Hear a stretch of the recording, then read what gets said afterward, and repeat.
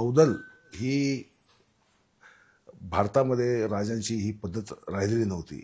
जे काय होतं ते अरबांच्या किंवा मुघलांच्या किंवा विजापूरच्या किंवा गोळकोंड्याच्या शहांच्या ताब्यात गेलं होतं. छत्रपती शिवाजी महाराजांनी नौदल तर उभारलंच, परंतु नौदल नुसतं उभारलं नाही तर बस्तूर म्हणजे आदिलशहाच्या ताब्यातली सगळ्यात मोठं व्यापारी शहर आहे समुद्रकाठचं, त्यांनी आपल्याच नौदलातनं आपण बांधलेल्या नौकातनं त्या बस्तूरवर दक्षिणेकडे जाऊन त्या बंदरावर स्वारी केली. तिथल्या किल्लेदाराला बस्तूरच्या किल्ल्याला परास्त केलं. तिथल्या वखारी ज्या होत्या परदेशी म्हणजे त्या डच असतील, पोर्तुगीज असतील, ब्रिटिश असतील, त्या वखारींना सुद्धा एकदम जेरबंद केलं आणि त्यांच्याकडनं मोठा दंड वसूल केला.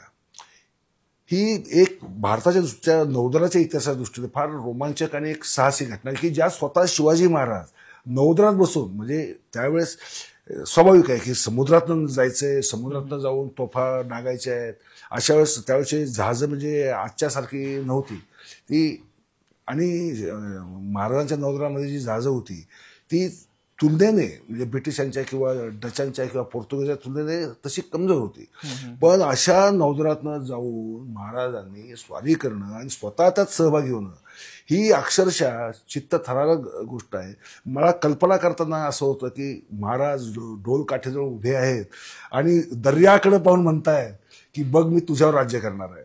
आज परक्या मुलखातनं आलेली लोक इथं वखारी काढतायत, आमच्याशी भांडतायत, आम्ही उद्या तिथे जाऊ आणि आम्ही तिथे त्यांच्यावर सुद्धा राज्य करू.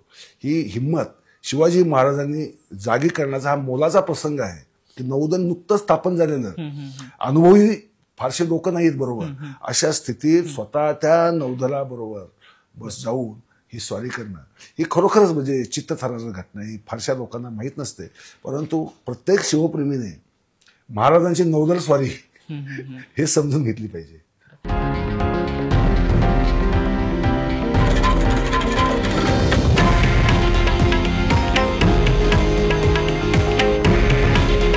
हे आहे देशातील नंबर 1 न्यूज नेटवर्क आणि आपण पाहत आहात TV9 मराठी.